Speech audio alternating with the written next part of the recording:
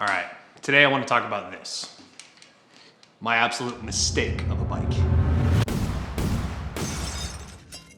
Now this is my Cervelo R5. And I want to start off by saying it's the best bike I've ever ridden. Well, besides that one. But I love TTs, so that's kind of a side note. Anyway, it's easily the best road bike I've ever ridden. Now I know that's a pretty big contradiction to start the video off by saying it's an absolute mistake of a bike, and then immediately follow it by saying it's the best bike I've ever ridden. And that's kind of what I want to get at. But before we get into any of that, let's do a little build breakdown. So we talk about the price, the components, why I built it the way I built it, so that way we have a starting point to kind of compare to. All right, let's make this quick. So everything on this bike was designed to keep it as light as possible, but keep it as fast as possible for road racing. So this is a 2016 Cervelo R5 with a 11-speed Shimano Dura-Ace mechanical group set. I have no idea what iteration. If you saw my SIG AE video, you know I abandoned that for the Power 2 Max power meter on a 5342 tooth chainring set. I have the Boyd 40mm deep Podium carbon tubular wheel set with Challenge Elite 25mm tires on it. And finally, a Cell Italia SLR Boost Team carbon something saddle because, well, it's the best. Now that we have an idea of what this is and kind of why this is, I want to talk about the bike that I came from. So the bike I used to have is this. It is an Opus Andante from, I think, 2014. And Opus is a Canadian brand that, I just realized I've only owned Canadian bikes. Oh, no, I did have a Trek once. But for the most part, I've only owned Canadian brand bikes, which is kind of odd. Cervelo, Argon 18, Opus. Anyway, side note. So Opus is a Canadian brand that particularly specializes in kind of cyclocross, gravel, off-road, and mountain bike production. But they had a little stint where they were kind of working into the road bike space. And the bike that I had, that Opus Andante, was their alloy bike. So it's an aluminum bike with a carbon fork, carbon seat post. And I got that back in 2014 after I was hit by a car on my original bike, which was a Focus. Oh, not a Canadian bike, wow. I've had quite a few bikes. So after the Focus got damaged, I was able to use the insurance money to buy the Opus. So the Opus seemed like a really fun bike because it was aluminum and I didn't really have to worry about any issues with carbon at the time, because if I got hit by a car again, I would be less likely to have to write off a frame. And it was the bike that I had for years. I mean, from 2014 all the way up until 2023. And that was the bike I commuted on. I rode through the streets of Chicago, north side, south side, downtown, everywhere in the city I rode that bike. I crashed that bike, I was hit on that bike, and it just kind of kept rolling. It was an absolute beast. And I absolutely loved it. It stayed with me through all those years and came with me here to Georgia as well. That was what I commuted on before I could afford a car. And yeah, no complaints about that bike. I absolutely loved it. And the only reason I got rid of it was so I could have the money to buy this bike, which seemed like a good idea at the time. I was upgrading from heavy, I think that was like a 20-pound bike, and this, which is like 16, 17, depending on how I've got it built out. And I was really looking forward to racing that season. And I actually rode this bike less than I rode that bike. And that's the first point I kind of want to get at. Let's do a little comparison. Gosh.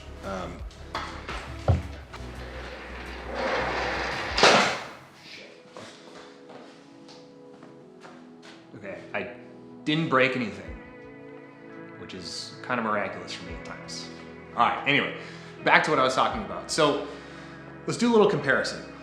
So over here is a ride that I did with the Opus back when I had it. It was a fairly average ride, right? And here's a fairly average ride for what I do on the Cervelo.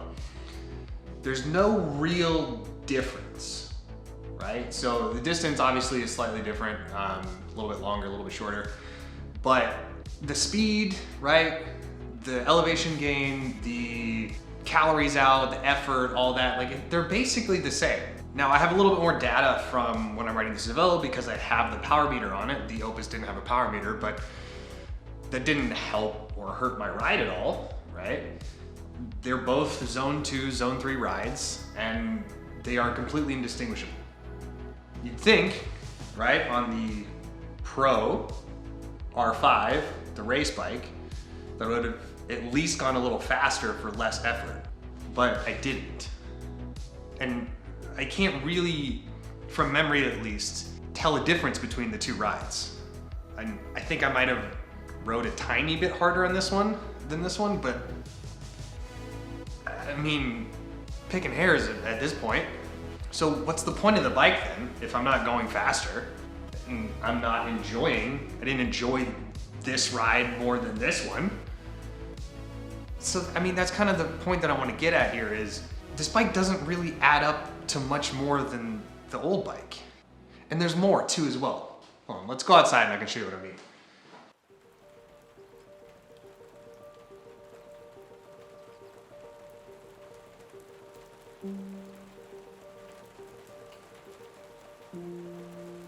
See, this is exactly what I'm talking about. It is a light sprinkle out here, and there is no way in any world that I would take the Cervelo out in this weather. If I was riding the old bike, I wouldn't care. I would just go to the store, nice easy ride, whatever I needed to do. But on that bike, no way.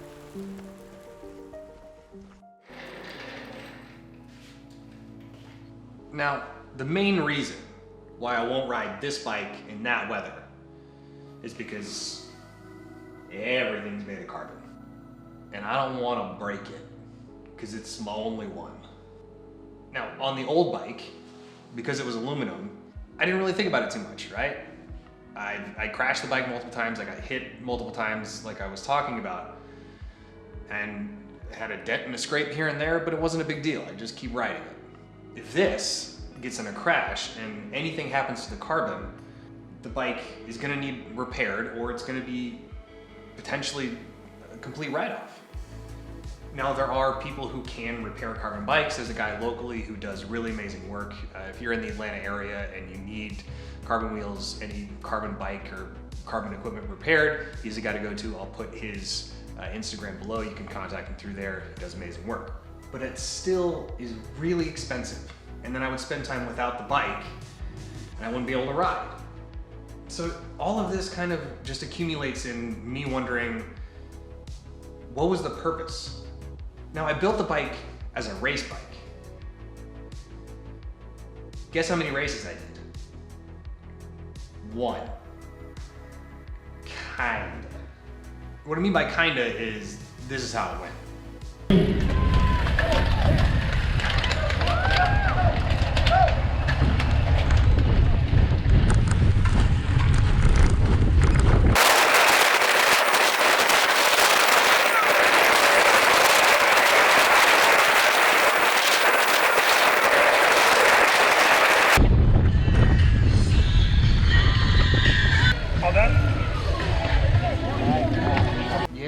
Not a great start to the season.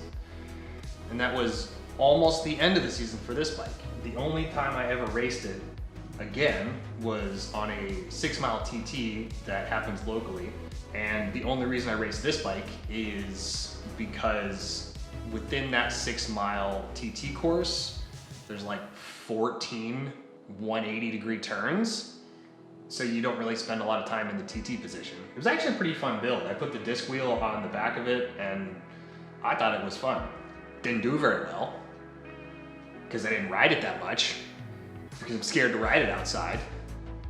And that just once again brings me back to this question of why?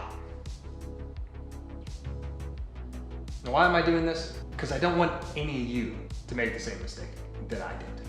Don't do this. Don't build a bike for racing if you don't have a bike that you can just ride. Riding bikes is kind of pointless if you don't have a bike you like to ride.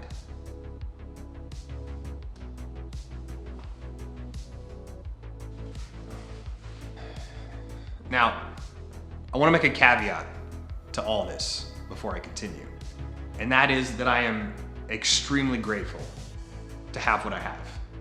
Between the Cervelo and the Argon 18, I am beyond lucky to have been able to build these machines and to train on them whenever I am willing to. I am extremely blessed to have a career that allows me to both have the time and the resources to take part in cycling in the way that I do. In terms of what I do for a living, it's this.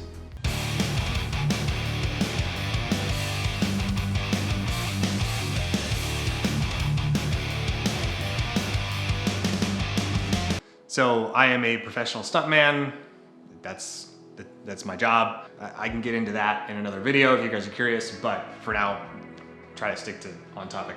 Because of that job, I've been able to build these bikes and race them and ride them and enjoy them, but that doesn't change the fact that because this bike is what it is, I don't ride it enough. Back when I was in Chicago and on the Opus, I would ride that thing every day to work, to social events, to just along the lakeside because it was a nice day. And because this bike is so geared towards racing and because it's so high-end and made of carbon and all this other stuff, like, I view cycling in a different way.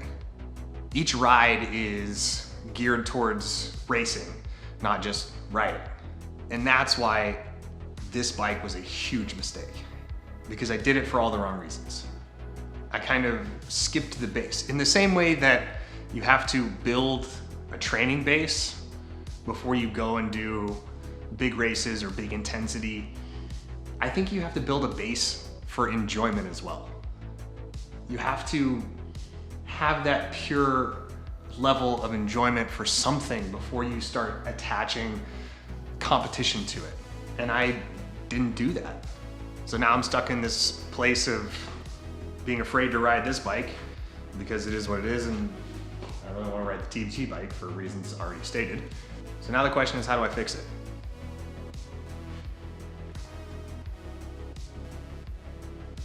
Still working on that. Anyway.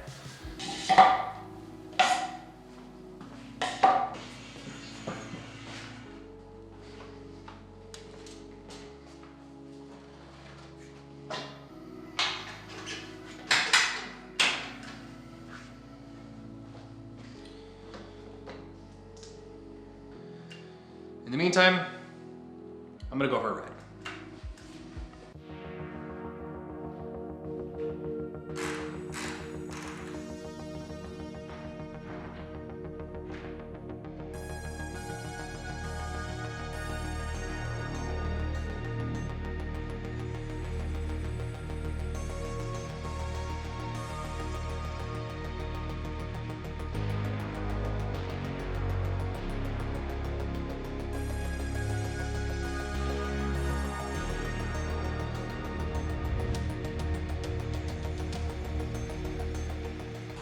So, first things first, if you're wondering why I'm riding with my hands inside of the extensions, it's because I need to adjust my position. I've been having some shoulder issues as of late, and this feels a lot better. So this is kind of where I'm at until I want to take the time to adjust my TT position, which will probably be a video in and of itself. Back to kind of what I was talking about. In terms of what I'm going to do, I'm not sure. I think a little bit of it has to be just kind of getting over the fear and just riding more, trusting that it's gonna be okay, and if it's not gonna be okay, that's a choice I made. I am saving up for a alloy or titanium bike because I would like a bike that I can commute in, spend a little bit less time in the car, and just have something that I can enjoy with a little less stress and worry. But until then, yeah, I think I just have to, lie down in the hole that I dug. But that's definitely not the entire point of this video. What I'm really trying to get at is just almost like a cautionary tale, I guess you could say, or a PSA to anyone out there who's listening. The really nice bike with the really nice wheels, and whatever you think you need is gonna make you X% faster if you race. I don't think that's where the focus should be. I think the focus should be on the day-to-day, because that's the thing I didn't look at. And then my day-to-day suffered because I only focused on racing. So just take a second. Forget about the gear, about what looks cool or feels cool or has the best like dopamine hit for, you know, that 10 seconds of reaction you get from other people. And just remember that the whole point is to ride more. And I think the more we focus on that, the more we're gonna see positive returns in our day-to-day. So yeah, don't focus on all that stuff. Just ride, baby, ride. Oh man. I'm not super coherent when I ride. Let's see if this continues or not.